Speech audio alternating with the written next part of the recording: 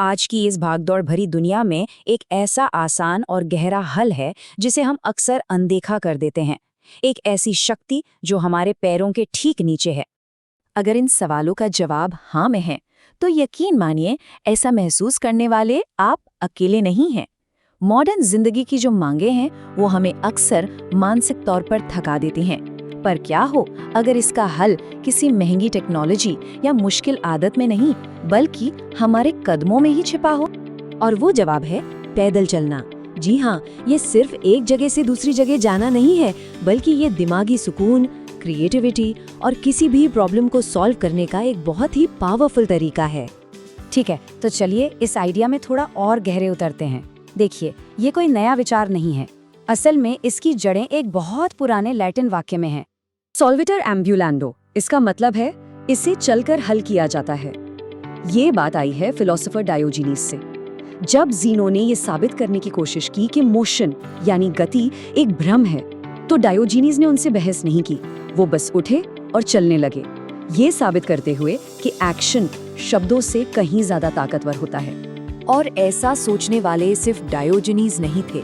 महान दार्शनिक फ्रेडरिक नीचे का तो मानना था कि उनके सबसे गहरे और बेहतरीन विचार हमेशा टहलते हुए ही आते थे।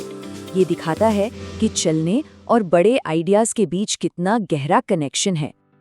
आप देखिए, इतिहास के कई बड़े बड़े धुरंधर चलने के शौकीन थे। अरस्तु अपने स्टूडेंट्स को चलते चलते पढ़ाते थे। डार्विन ने अपनी थ्योरी ऑफ एवोल्यूशन को अपने थिंकिंग पाथ पर टहलते हुए ही शक्ल दी।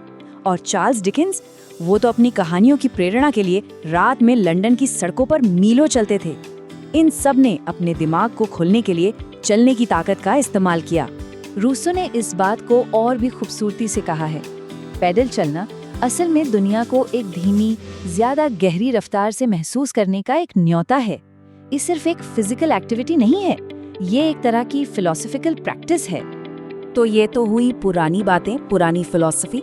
लेकिन आज का विज्ञान इसके बारे में क्या कहता है?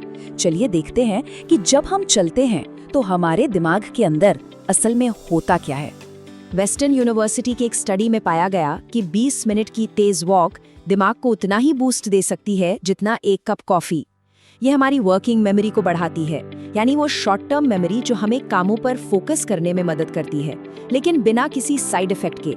कमाल की बात तो ये है कि ये कैफीन छोड़ने पर होने वाले सिरदर्द जैसे लक्षणों को भी कम कर सकती है। लेकिन रुकिए, चलने का एक फायदा तो इससे भी कहीं ज्यादा बड़ा है, और वो छिपा है इस नंबर में। जी हाँ, 60%। स्टैनफोर्ड यूनिवर्सिटी की एक कमाल की स्टडी से ये बात सामने आई है कि चलने से हमारी क्रिएटिविटी में औसतन 60% का उछाल आता है।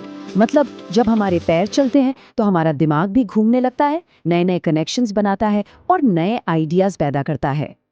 और क्या ये यकीन करने लायक है कि चलने का असर इतना तेज हो सकता है कि वो हमारे दिमाग की उम्र कम कर दे? अगला आंकड़ा शायद चौंकाने वाला हो।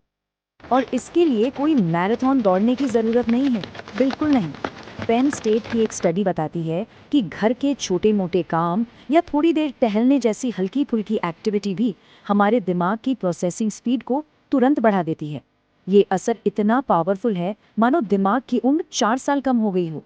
तो दिमागी तेजी और क्रिएटिविटी की बात तो हो गई, लेकिन जब हम ध्यान लगाकर चलते हैं, जिससे माइंडफुल वॉकिंग कहते हैं, जहां हम अपने शरीर और आसपास की चीजों पर पूरा ध्यान देते हैं, तो इसके फायदे और भी ज्यादा बढ़ जाते हैं।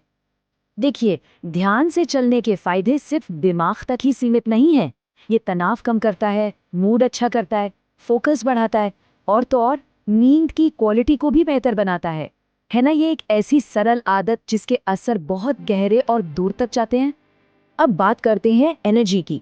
ये चार्ट देखिए, ये साफ दिखाता है कि जो लोग ज्यादातर बैठे रहते हैं, अगर वो बस हल्की फुल्की वॉक शुरू कर दें तो उनकी एनर्जी में 20% की बढ़ोतरी और थकान में 65% की जबरदस्त कमी आ सकती है।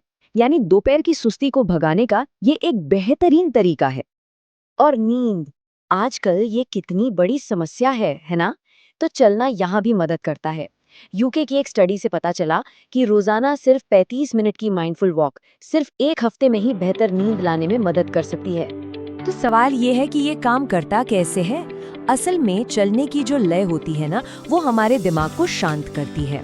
एक बिहेवियरल हेल्थ थेरेपिस्ट के मुताबिक ये एक ड्रम की ताल की तरह है जो हमें वापस आज में इसी पल में ले आती है, जिससे हमारा फोकस बेहतर हो जाता है। तो अब तक हमने ये समझ लिया कि चलना क्यों जरूरी है। चलिए अब बात करते हैं कि इसे करना कैसे है। यकीन मानिए, माइंडफुल वॉकिंग शुरू करना बहुत ही आसान है। बस ये 4 आसान से स्टेप्स हैं जिनसे आज ही शुरुआत की जा सकती है। पहले तो एक शांत जगह ढूंढिए, फिर अपने पैरों की मूवमेंट को महसूस कीजिए, अपनी 5 इंद्रियों को जगाइए, देखिए, सुनिए, महसूस कीजिए और आखिर में अपनी सांसों को अपने कदमों की ताल के साथ मिलाने की कोशिश कीजिए। और हाँ, ये मत सोचिए कि आपको घंटों चलना है। बस 5 या 10 मिनट से शुरू कीजिए। याद रखिए, कितना लंबा चलते हैं उससे ज्यादा जरूरी है कि रोज चलें। इसे अपनी दिनचर्या का हिस्सा बना लीजिए। तो चलिए इस विचार के साथ अपनी बात खत्म करते हैं। डायोजेनीज ने चलने से एक मुश्किल फिलॉसफिकल पहेली सुलझा दी थी।